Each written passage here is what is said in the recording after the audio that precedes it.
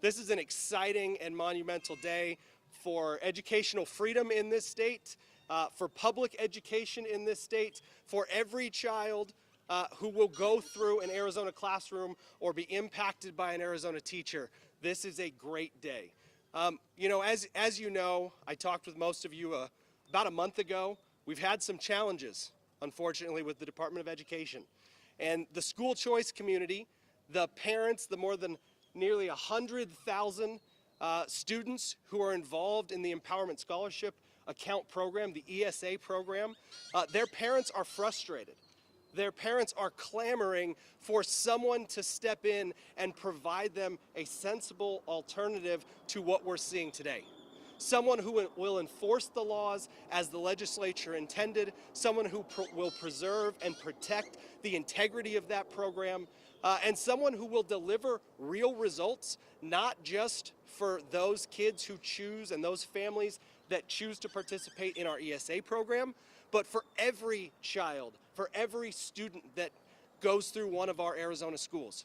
We want to make sure that whether it's proficiency at the 4th grade and 8th grade level, whether it's proficiency upon graduation, we want to make sure that students are getting real educational outcomes that provide opportunity and prosperity, not just while they're in school, but long after they leave school.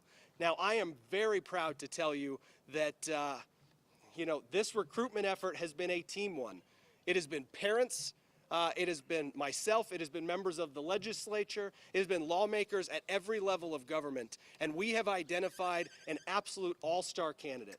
We have identified someone who has a proven track record uniting the Republican Party and winning elections at every level of government. So if you'll all join me and welcome Treasurer Kimberly Yee, our candidate for Superintendent of Public Instruction.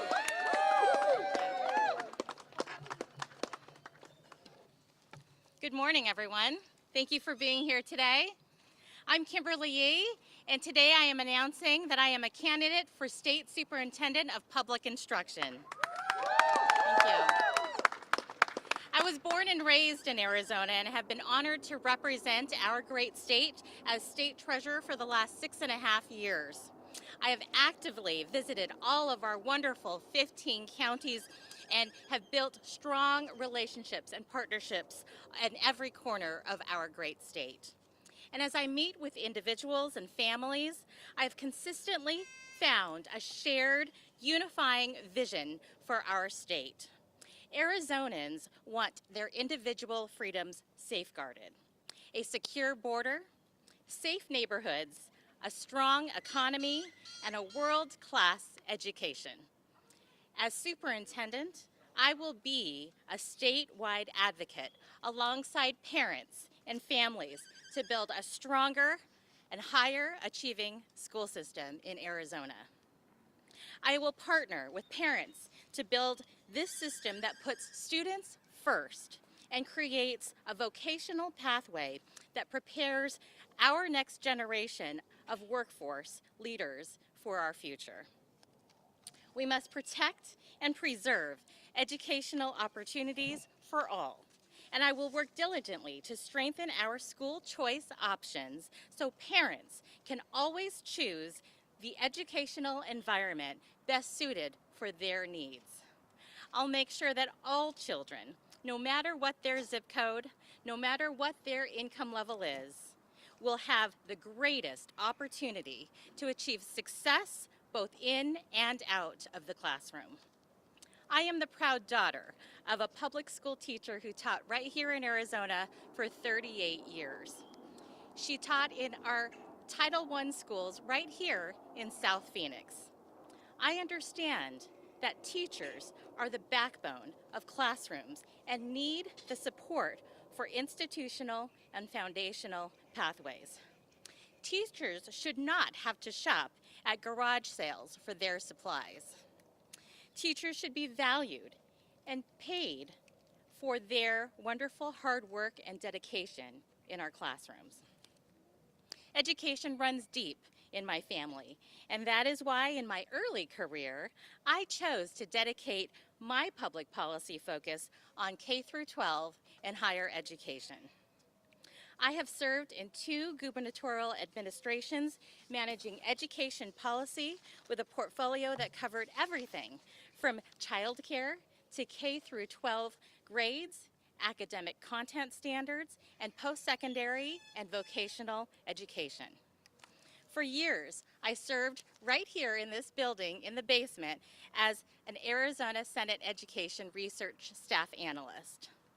This is where I helped write the very legislation that would take revolutionary notions of school choice and educational freedom from its infancy to national prominence.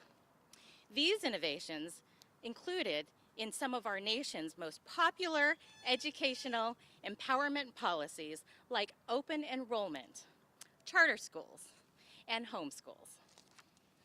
Today, these laws, the laws I was blessed to help craft, are the model for student empowerment and helping raise the standards in educational environments all around our great country.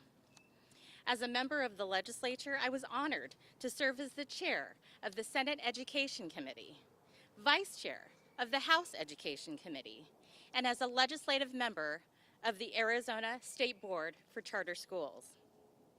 As Senate Majority Leader, I sponsored legislation to promote civics education, financial education, and I was an early sponsor and supporter of the Arizona Empowerment Scholarship Program. As treasurer, I am proud to have led Arizona's Treasury's historic record high performance for earnings under the State Land Endowment Program, which has distributed to all of Arizona's schools. Under my leadership, Arizona classrooms received more than $2.4 billion in additional funding thanks to the performance of our state's land investments. That's more money for great teachers, more money for students, and more money to help create a bright future for our next generation of Arizonans. We need a chief education officer in Arizona committed to delivering real, tangible results for Arizona children and families.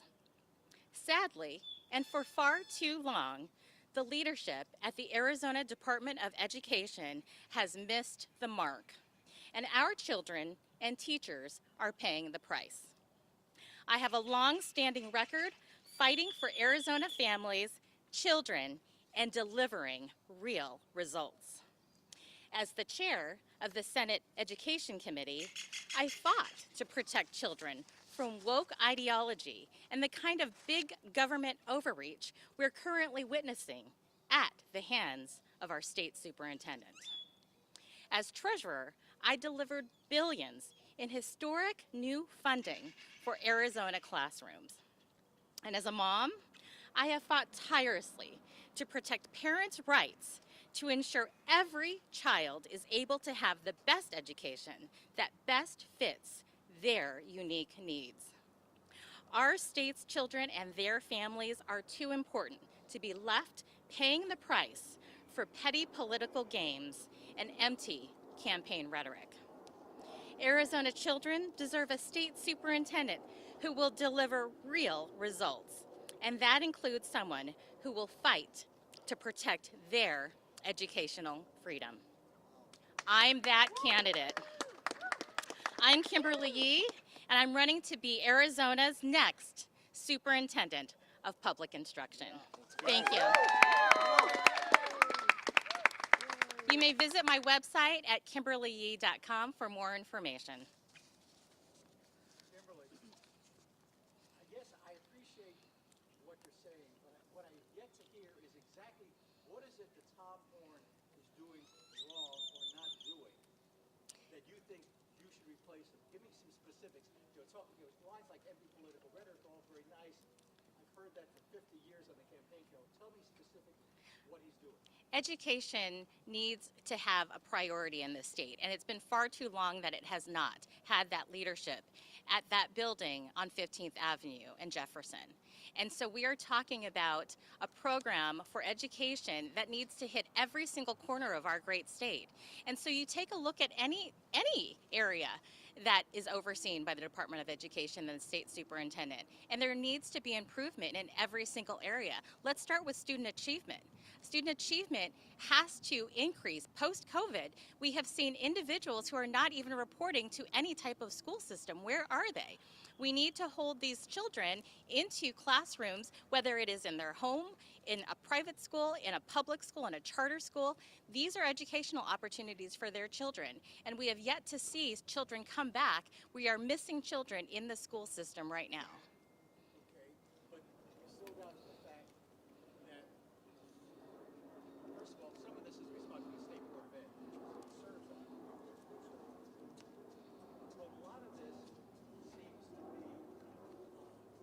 again, generic complaints. For example, here's a guy, he has supported vouchers, which I know has been important, ESAs, whatever you want to call it. He has gone to court to defend his biological boys playing on girls' sports, as the legislature's wanted. Again, I'm looking for something specific. What has he done that made you wake up and say, other than Jake Hoffman calling you and saying, As noted in my remarks, there is full government overreach coming out of the Department of Education at the hands of the state superintendent. And that means that he is determining how to administer the ESA program outside of his executive authority. The Arizona legislature and the governor, when they passed this program, did not determine that the superintendent would be the one to make all of these decisions. It goes to the legislative branch, and the executive who signed this bill so many years ago did not determine all of those things that he is now currently handling. And so government overreach is really a significant issue that we will have to take a look at when we get there. You mean like grand pianos and Rolexes? So who should determine whether a parent teaching at home should be able to use an ESA? Who determines that at the public school? Who determines that at the charter school? All of those issues are funding issues that should have accountability measures, but they have processes designed in place. And he is out overreaching his authority on the ESA program, and that is what we will take a look at on day one. Next question, Barbara? Yeah, thank you. Are you, do you want to run for superintendent because you're just enchanted with it, or maybe you're just tired of the job of treasurer? I love the job of state treasurer, and as you know, my term comes to an end at the end of 2026, and as noted in my bio, and I ask you to take a look at KimberlyYee.com because it will show you how many years of experience, 30 years of education policy in K through 12 and higher education. And so I am deeply rooted in education policy, and it's been far too long that we haven't had an experienced leader inside that building, and it's time. Treasurer, you two questions on the ESAs. One, do you support any limits at all? Do you think parents should be able to get a cello or a Rolex watch? I believe in school choice and an educational free marketplace. And so the ESA program was built on the educational free marketplace. And many of those issues were designed to ensure that a child gets the best educational program within whatever environment best fits their needs. And so as we take a look at those unique needs, you take a look at the overall program, it's wildly successful in every single corner of the state. That is why we have seen the numbers grow so quickly. And if you take a look at the examples that you choose to use, that's 1/100% of total receipts that are coming in to the ESA program statewide. So I encourage you to take a look at the actual numbers when you do your research. Well, we are doing our actual research, but do you have any limits at all on ESAs? And the second question is, your office is responsible for the public records that show how ESA money is spent. Why won't you release the public records to show how $1 billion is being spent? The Arizona Treasurer's Office determines the contract of the vendor for the ESA program. The Arizona Department of Education, the state superintendent, determine the day-to-day operations of the administration of the ESA program. The state Treasurer's Office does not. Next question. Yes. You said that you don't want teaching staff to shop at garage sales and buy supplies. How would you change that? Would you advocate for pay raises? 100%. As a daughter of a public school teacher, I have always supported additional funding for our wonderful and dedicated, hardworking public school teachers across Arizona. Next question. Yes, Jeremy.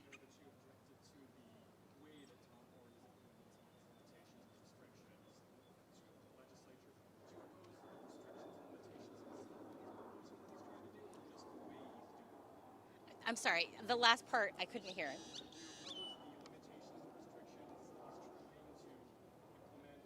I go back to the law. It's written very clearly. And as an early sponsor and supporter of the ESA program, and as I have seen it continue to grow, as I've served as state treasurer and our current legislature has continued to expand it, it is a wildly popular program. And it has guardrails that are built into the law. And so as long as the state superintendent and the Department of Education follow that law, I would be supportive. I believe that the state superintendent, if there's any question on how to administer the program, should not be making those exclusive decisions on his own. He needs to go back to the legislative process, for which is appropriate, and work with the legislature to additionally add those protections. I would have to take a look at the law. Any other questions? Yeah, guys, Treasurer Yee's got a full day, so let's go one more question. Absolutely, 100%. I love debates. Looking forward to the day. Thank you, everybody. Appreciate you. Thank you. Thank you. Great job. Thank you. I'm happy to. Do you want to do it gaggle style? Yeah. Sure. Let's let them clear out.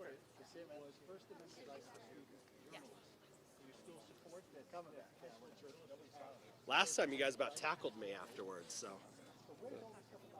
No, I don't need that. I don't need that. No. Yeah. What'd you say? Did you say I need bodyguards, Jeremy? That's why you have the podium. Right. It's a layer of, I'd rather do it gaggle style, but you know. I got you. That's a fair point. Fair point. Yeah. Okay. Yeah, Craig. Happy to. Yeah. Nice to meet you. Yeah. Nice to officially meet you. Yeah. On ESAs, do you think there should be any guardrails at all on what purchases are made? Tom Horne's office said they have cracked down on cases of fraud and abuse, and maybe that is a small number, but they do make the headlines. Do you support any kind of restrictions? Well, one thing we know about Tom Horne is that he's a better politician than he is a public servant.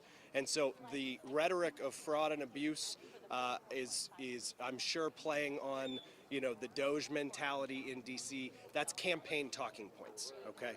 The reality is, as Treasurer Yee pointed out, it's approximately 1/100% qualify as these outlier transactions that the media has glommed onto. I really wish the media would take more seriously the exact same purchases being made to the tune of millions of dollars over the last, 5-10 years in K-12 district schools as well. Legos, common purchase for district schools. District elementary schools, common purchase. Expensive cellos, expensive instruments, custom equipment. I have a friend who is a public school teacher in Mesa. She's an athletic trainer as well. And the amount of specialty equipment that they purchase to be able to facilitate unique educational experiences for kids that are interested in pursuing that vocational track, right? They track very similarly to these outlier expenses that you guys seem to be identifying. That's a very fair point, but in public schools or charter schools, those instruments or those Legos are shared with large groups of kids. These purchases are going to individual homes. So Craig, I would just challenge that. I mean, look, and I say this with all due respect, okay? I would challenge that. That is a broad generalization, okay? I mean, when you look at like the athletic training, just the single example that I provided, and I could provide you more, but when you look at that, it's being used by 1 or 2 students, okay? And so, again, like let's actually stick to the facts. Happy to have that conversation. So. Now that you've chosen Treasurer Yee to run for superintendent, are you going to pick someone to run for treasurer? Cameron, we have a candidate for treasurer right now. Similar to my comments in the Attorney General's race, it doesn't appear that there will be additional people eyeing that spot, and so that's something I'll be working with them to make sure that they've, that they're pointed in the right direction as best as possible. So I will tell you though that there is one other statewide office. Actually, it's 2 other statewide offices that are coming up for election that are very, very important to our state, very important to ratepayers, very important to people like the young lady in Sun City West who just tragically passed away, and that's the Arizona Corporation Commission. The Arizona Corporation Commission, unfortunately right now, is actively and openly opposing President Trump's America First energy independence agenda. that's a very big problem for our state because that means higher costs for ratepayers. That means less reliable and less affordable energy and utilities. All of those very concerning. And so I will tell you that that is something I am looking at. That's something the Arizona Freedom Caucus is looking at. And we will likely be fielding challengers to the incumbents for the Corporation Commission. Now, I like where I'm at, Howie, you know? We'll see. We'll see.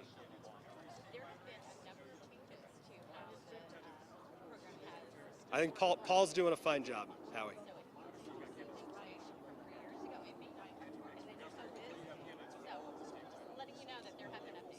Jeremy, the reality is our job as Republicans, our job as elected leaders, and my job as the national committeeman to the Republican National Committee for the state of Arizona is to ensure that we have the strongest possible candidates running for all of these very important offices. And so if there's an area where I see a weakness, clearly I saw Karen Taylor Robeson as a weakness, as do the majority, the overwhelming majority of Republicans, not only within the party but within the primary electorate. They have serious concerns with how weak of a candidate she is. And that's why, you know, Andy Biggs is the right person for that job. We are so incredibly blessed that we have him as an option both for the primary and the general election in 2026. I'm a big fan of Warren Peterson. I've been friends with Warren for over a decade. He's got a proven conservative track record, and I think he'd be an incredible AG. I think he'd be a hell of a lot better than the corrupt clown that we have in the Attorney General's office right now. I don't know if you guys saw this, but she keeps racking up the losses, including on the alternate elector case. So.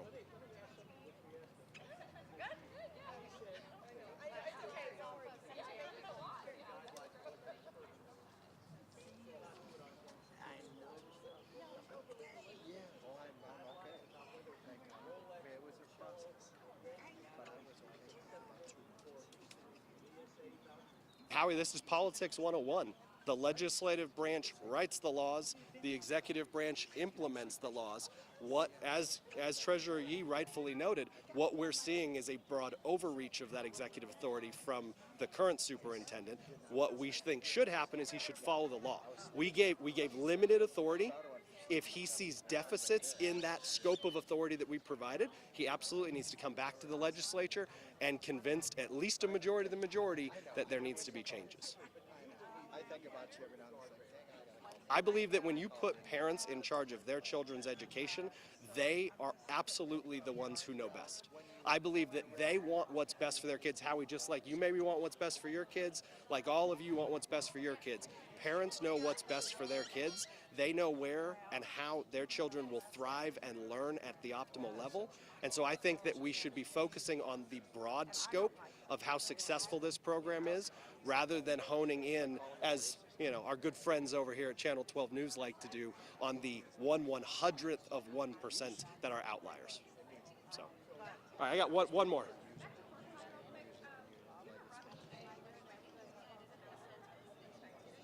What was your name and outlet?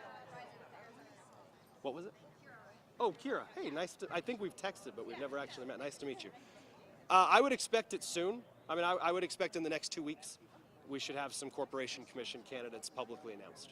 So, all right, thank you guys. God bless you guys all for coming out. What? Oh, Lord, Howie, please make it so.